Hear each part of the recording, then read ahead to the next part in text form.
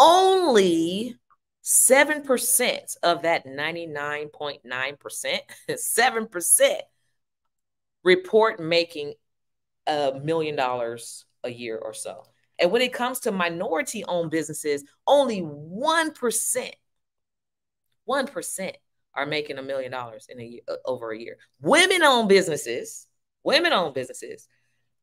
are making 50,000. A majority of women-owned businesses are making 50,000 or less. There's a problem with that.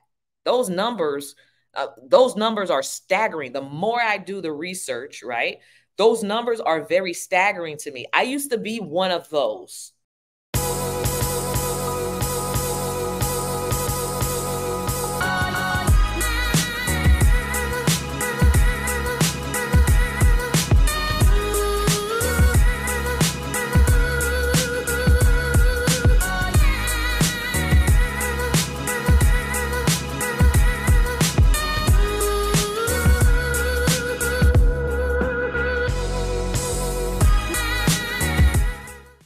I want to talk about this just a little bit, because I think that for small business entrepreneurs, it's so hard. The biggest hurdle is you getting out of your own way.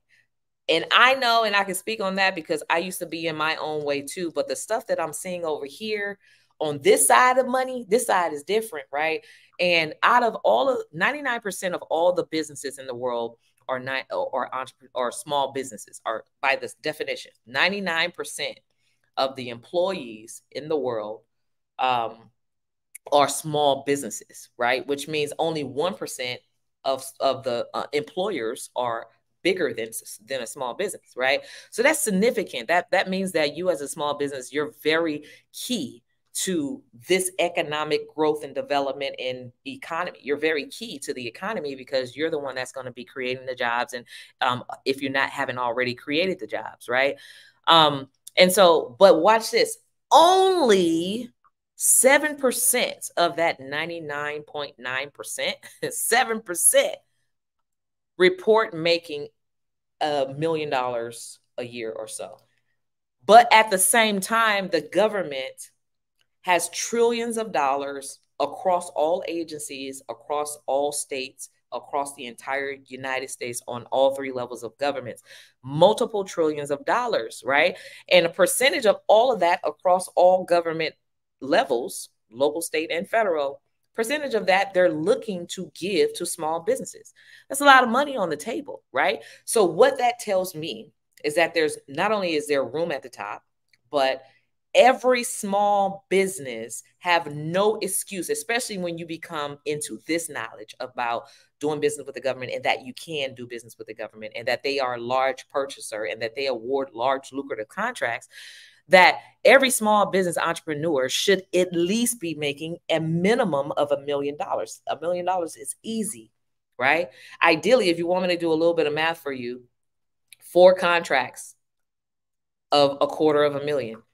Easy. Like I said, one of my clients who just started with me in November, by December, mid-December, she had already landed her first $250,000 contract. She added an additional multiple 6 figures to her business bottom line. And she was already a 6-figure business, right? So, and that was just one contract. And it only took her probably about 60 days to fulfill on that whole contract. So you're invoicing 6 figures, over 6 figures a month, right?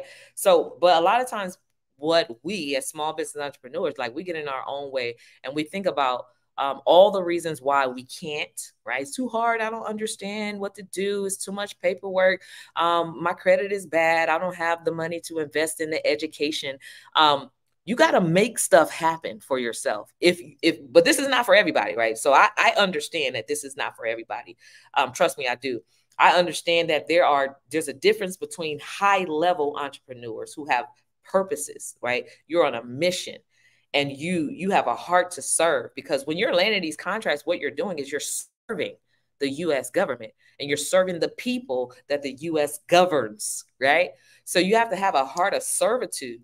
And when you have that heart of servitude, it allows you to be able to participate in this type of spending.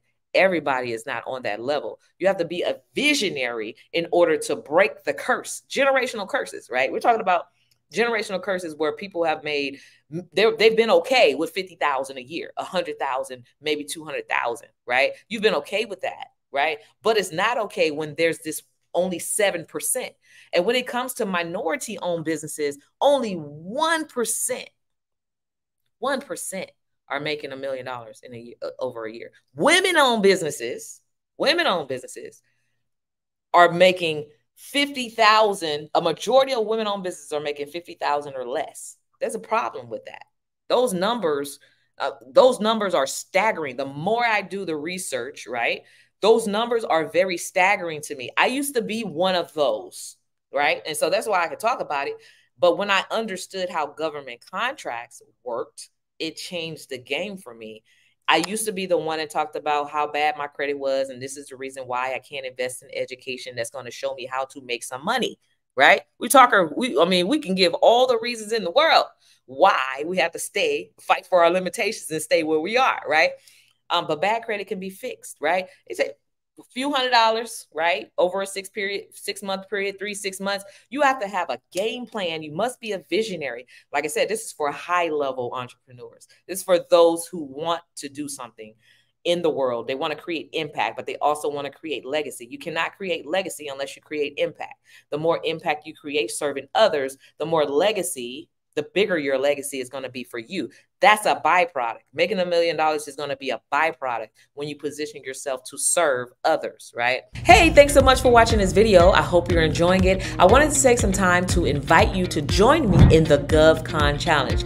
The GovCon Challenge takes place once a month, where I invite a bunch of entrepreneurs and aspiring entrepreneurs to come and have me teach you the 5 things you must do to pre-qualify your business to land lucrative contracts with the government. So join me in the GovCon Challenge. Click on the link in the description. You'll be glad you did. Join as VIP for exclusive behind-the-scenes information, and you could become a part of the top 1% of entrepreneurs across the nation.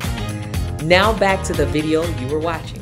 So breaking generational curses. So one of the generational curses is we're at the end of the year, when it's time to pay taxes, a lot of times small business entrepreneurs don't pay taxes, or they don't file taxes, or they hide their taxes. And trust me, we've all been there. Or you want to make it look like you didn't make any money, so you have all these tax write-offs. And so that could be a pro or a con. It can hurt you in some ways when it comes to needing to access capital. If you're not showing any profits, you can't access the capital. But accessing capital gives you the opportunity and the leverage to get in the game, to be able to do things like buy property. And I'm not talking about a single family home. I'm not talking about a duplex. I'm talking about apartment complexes.